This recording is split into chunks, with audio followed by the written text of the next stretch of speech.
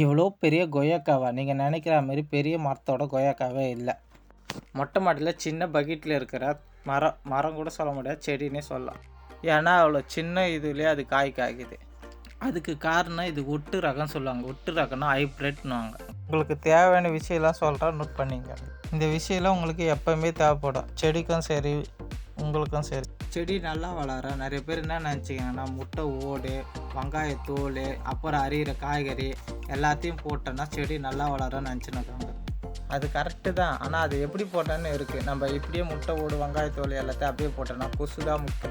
இந்த வீடியோவில் நான் உங்களுக்கு புரியத்துக்காக நான் எல்லாத்தையும் போட்டு காட்டுறேன். ஒரு முட்டையை எடுத்துட்டிங்கன்னா அந்த முட்டையை தூளாக நறுக்கி அதை நீங்கள் பவுட்ரு ஆக்கி செடிக்கு போடலாம். நம்ம இந்த டெய்லி யூஸ் பண்ணுற வெங்காயத்தோல், பீட்ரூட் தோல், முள்ளங்கி தோல், இலை எல்லாத்தையும் நம்ம ஒரு பக்கெட் எடுத்து அதில் மண் கொட்டி அதில் மண்ணில் போட்டு அதுக்கு மேலே மண்ணை போட்டு மூடி வச்சு நம்ம இது பண்ணோன்னா செடி நல்லா வளரும். அதை எடுத்து நம்ம யூஸ் பண்ணோம்னா கொசுவும் வராது, மண்ணை நல்லா மக்கி போகும், அந்த காய்கறி எல்லாம் மக்கி போகும். அதை எடுத்து நம்ம செடிக்கு யூஸ் பண்ணலாம். சின்ன செடிக்கு கொஞ்சம் தண்ணி ஊற்றலாம், பெரிய செடிக்கு நிறைய ஊற்றலாம், அது போதும்.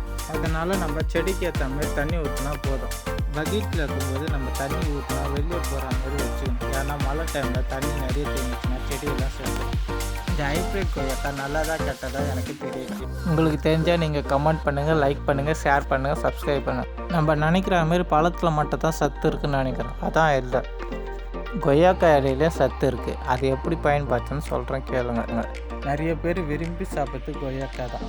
இந்த கொய்யாக்காயில் நிறைய சத்து இருக்குது. கொய்யா பழத்தில் நிறைய விட்டமின் சி இருக்கா, அது பார்த்தா நார்ச்சத்து, பொட்டாசியம். ஆனால் அதை விட பல மருத்துவம் கொய்யா இலையில் ஒளிந்துள்ளது.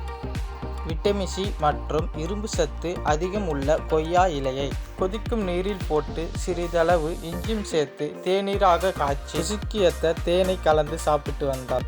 குளிர்காலத்தில் ஏற்படும் சளி, இரும்பல், காய்ச்சல் அனைத்தும் குணமாகும். கொய்யா இலையை நல்லா அரைச்சி ஃபேஸ் வாஷ் மாரி போட்டுன்னு வந்தால் முகம் சுருக்கெல்லாம் வராது, புளிவாக அழகாக இருக்கும். அது மட்டும் இல்லை, தலைக்கும் போட்டோன்னா முடி நல்லா அடர்த்தியாகவும் வளரணும். சில பேருக்கு ட்ராவலிங்கில் வாமிட் வரும், அது போல தான். சில பேர் ஒரு ஐஸ் சாப்பிட்டாவே சளி வந்துடும், சில பேர் எத்தனை ஐஸ் சாப்பிட்டாலும் ஐஸ் சளியே பிடிக்காது. அதனால யாராச்சும் உங்களுக்கு டிப்ஸ் சொன்னால் அந்த டிப்ஸ் உங்களுக்கு ஒத்துக்காதா, இல்லை கரெக்டாக இருக்குமா, தப்பாக இருக்குமா, 4 பேர்கிட்ட கேளுங்க, விசாரிங்க. நம்ம உடம்பை நம்ம எவ்வளோ நல்லா பார்த்துக்கமோ நம்ம அவ்வளோ நல்லாவும் சந்தோஷமாகவும் இருக்கலாம். உங்களுக்கு பிடிச்சிருந்தால் லைக் பண்ணுங்கள், கமெண்ட் பண்ணுங்கள், ஷேர் பண்ணுங்கள். செடிக்கும் உங்களுக்கும் நான் டிப்ஸு சொல்லிக்கிட்டே இருப்பேன். வீடியோ ஃபுல்லாக பாருங்கள். இந்த சின்ன பக்கெட்லேயே எவ்வளோ காய் காய்ச்சுன்னு நீங்களே பாருங்கள்.